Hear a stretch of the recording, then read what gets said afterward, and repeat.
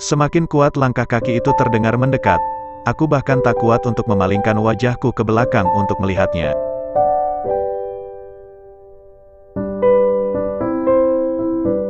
Degup jantungku berdetak tak beraturan, membayangkan ending yang akan terjadi kala Papa sudah ikut bergabung bersama kami.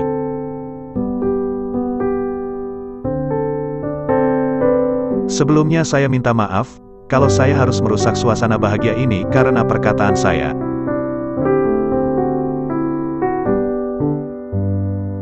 Tapi, kurasa semuanya juga harus tahu apa yang terjadi sekarang antara Arumi dan Ryan.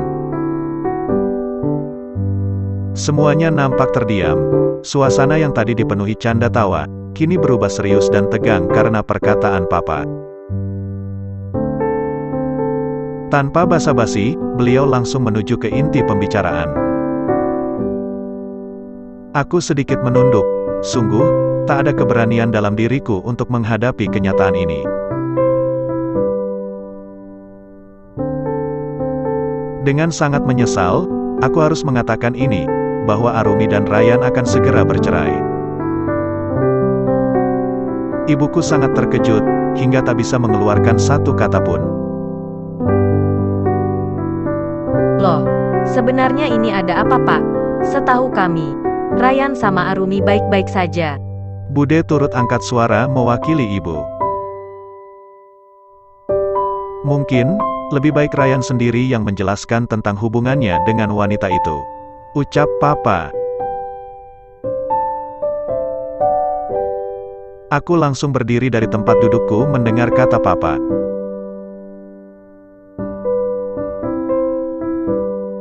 Demi Allah, Ryan sama Delia nggak ada hubungan apa-apa, ucapku, membela diri. Ibu menatapku tajam. Sumpah Bu, Ryan hanya sekedar membantunya. Ia membantunya dengan menyewakannya rumah. Dan setiap hari kalian berduaan dalam rumah itu.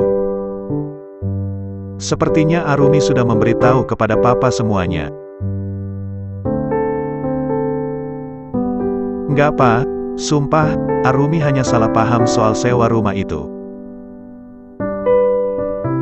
Arumi, masih bisa kau menyalahkan istrimu atas kesalahan yang kau buat? Sedikitpun, Arumi tak pernah memberitahu tentang kesalahanmu pada kami. Kau tahu rumah siapa yang kalian sewa? Istri Jeffrey adalah distributor resmi dulu di toko saya. Dan, rumah yang kamu sewakan untuk wanita itu, tak jauh dari rumah Anwar, saudara jauh saya.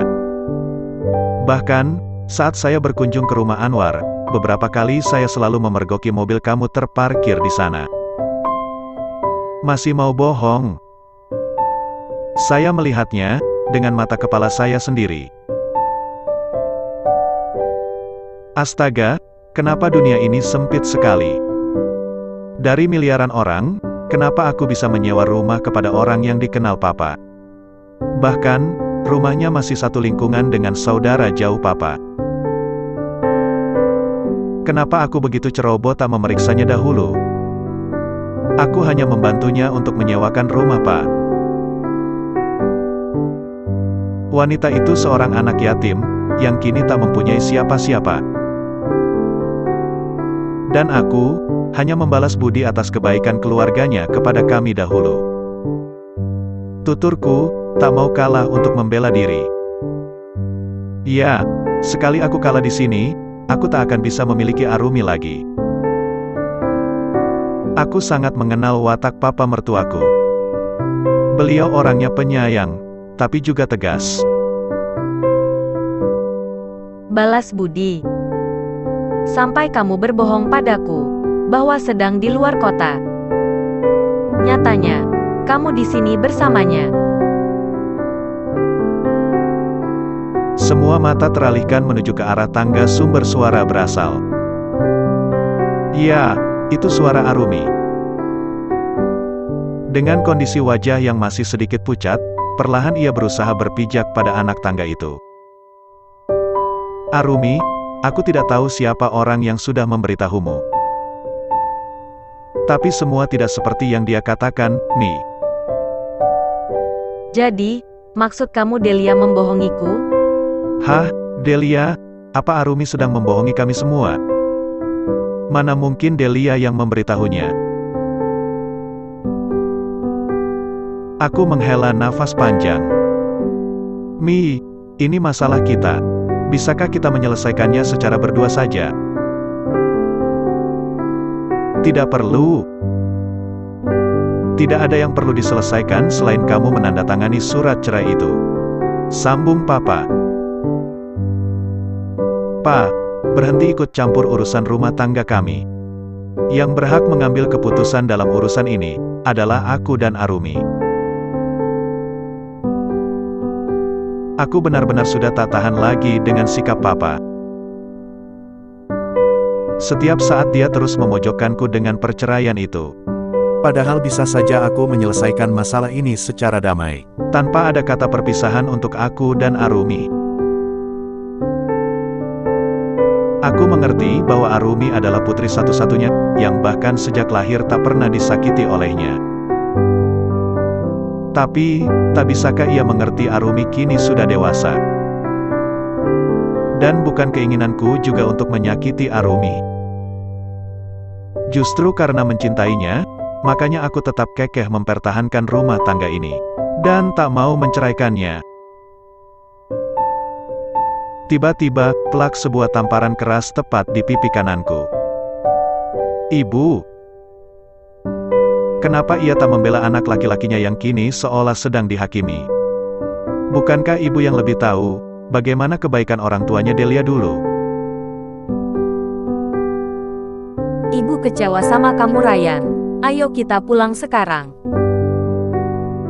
Seumur hidupku, baru kali ini aku melihat ekspresi ibuku seperti ini. Dengan menahan sakit, aku mengikuti kata ibuku dan meninggalkan rumah ini. Di dalam mobil, kini ibu bertukar posisi dengan Bude. Yang biasanya ibu duduk di kursi depan, di sampingku, kini ia lebih memilih duduk di kursi belakang dan Bude yang duduk di sampingku. Tak ada percakapan selama kami dalam perjalanan pulang. Aku juga tak tahu apa yang harus kukatakan pada ibuku. Sampai di rumah, ibu langsung masuk dan berdiam diri di dalam kamarnya. Tinggallah aku dan Bude di ruang tamu ini. Yan, yang sudah kamu lakukan itu kesalahan besar, Yan. Ucap Bude memulai pembicaraan kami. Tapi, Bude tahu sendiri kan bagaimana kebaikan keluarganya Delia dulu. Aku bisa bersekolah karena ayahnya, bahkan kami bertahan sampai sekarang itu karena kebaikan keluarga mereka. Kamu sudah yakin semua yang kamu lakukan ke Delia itu hanya sebatas balas budi saja? Aku terdiam sejenak, mencoba meresapi apa kata-kata Bude. Entahlah aku sendiri juga tak yakin. Yan, Delia itu sudah menikah. Balas budi bukan berarti kamu harus bertanggung jawab atas hidupnya. Kamu juga sudah menikah. Ada hal yang harus kamu dahulukan sebelum menolong Delia, apapun alasannya. Ia memang benar apa kata Bude, tapi semuanya sudah terjadi. Dan aku pun sangat menyesal akan kejadian itu. Tapi, kenapa tak ada yang memberikanku kesempatan untuk memperbaiki semuanya lagi? Bude, Ryan hanya ingin memperbaiki semuanya. Dengan cara bagaimana? Bahkan saat di sana, Bude tak mendengar satu kata maaf dari mulutmu. Maaf ya Ryan, tapi sedikit pun Bude tak melihat rasa penyesalan dari kamu. Astaga, kenapa kini Bude jadi ikut-ikutan seperti Papa? Aku bukan tidak mau meminta maaf, tapi aku mau meluruskan permasalahannya yang kurasa itu jauh lebih penting dari permintaan maafku.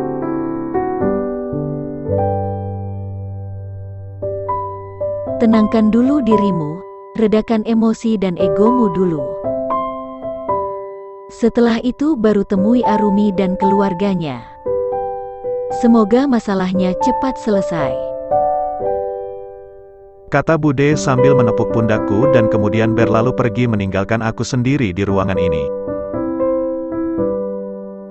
Seminggu berlalu, masalah rumah tanggaku pun masih belum juga menemui titik terang. Aku ingin menyelesaikannya, tapi dengan cara bagaimana lagi? Semua usahaku sudah kulakukan. Rasanya begitu lelah, ingin ku menyerah saja, tapi aku masih sangat mencintainya. Apalagi di antara kami sudah dikaruniai seorang anak. Dan hari ini, aku bertemu dengan seorang sahabat lamaku yang sudah berprofesi sebagai pengacara. Bukan tanpa alasan aku menemuinya. Ya, karena aku ingin meminta saran mengenai pandangan hukum darinya. Karena papa sudah tak mengizinkan lagi aku bertemu dengan anakku. Kalau hal itu aku angkat ke ranah hukum, siapa tahu bisa menjadi pancingan, agar aku dan Arumi bisa kembali bersamaku lagi.